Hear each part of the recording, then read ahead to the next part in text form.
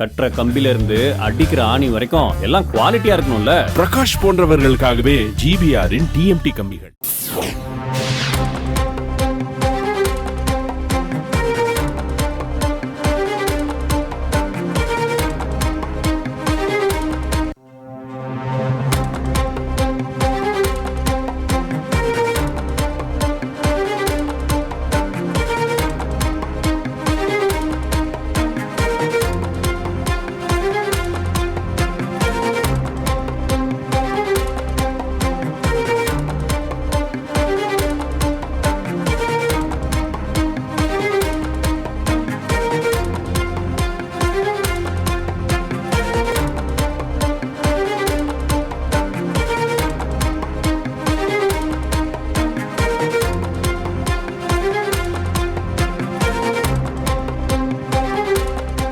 சிறையிலிருந்து அழைத்து செல்லப்பட்ட செந்தில் பாலாஜி சென்னை முதன்மை அமர்வு நீதிமன்றத்தில் ஆஜர்படுத்தப்பட்டார். இதன் கூடுதல் விவரங்களோடு செய்தியாளர் சதீஷ் முருகன் இணைகிறார். சதீஷ் முருகன், வணக்கம். கூடுதல் விவரத்தை பதிவு செய்யுங்கள். சட்டவிரோத பணப்பரிமாற்ற தடை சட்டத்தின் கீழ் கடந்த ஆண்டு ஜூன் மாதம் கைது செய்யப்பட்டார் முன்னாள் அமைச்சர் செந்தில் பாலாஜி.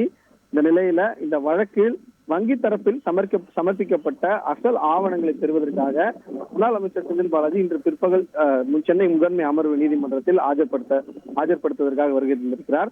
சற்று நேரத்திற்கு முன்பாக நீதிமன்ற வளாகத்தில் சென்றிருக்கிறார். சட்டவிரோத பணப்பரிமாற்ற தடை சட்ட வழக்கிலிருந்து தன்னை விடுவிக்க கோரி முன்னாள் அமைச்சர் செந்தில் பாலாஜி சார்பில் தாக்கல் செய்யப்பட்ட மனுவை விசாரித்த சென்னை முதன்மை அமர்வு நீதிபதி எஸ் அல்லி தீர்ப்பை தள்ளி வைத்திருந்தார்.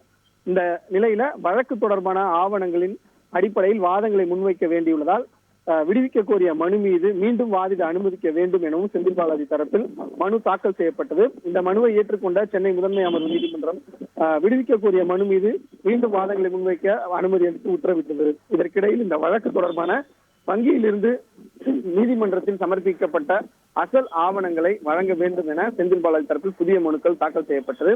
இந்த மனுவை விசாரித்த நீதிபதி எஸ் அல்லி நீதிமன்றத்தில் தாக்கல் செய்துள்ள ஆவணங்களை பெற்றுக் கொள்வதற்காக செந்தில் பாலாஜி இன்று பிற்பகல் 3 மணிக்கு நேரில் ஆஜராகும்படி சிறைத்துறைக்கு உத்தரவிட்டிருந்தார். அதன்படி இன்று மதியம் சுமார் 2 மணி அளவில் புழல் சிறையிலிருந்து அவர் போலீஸ் பாதுகாப்புடன் அழைத்து வரப்பட்டார்.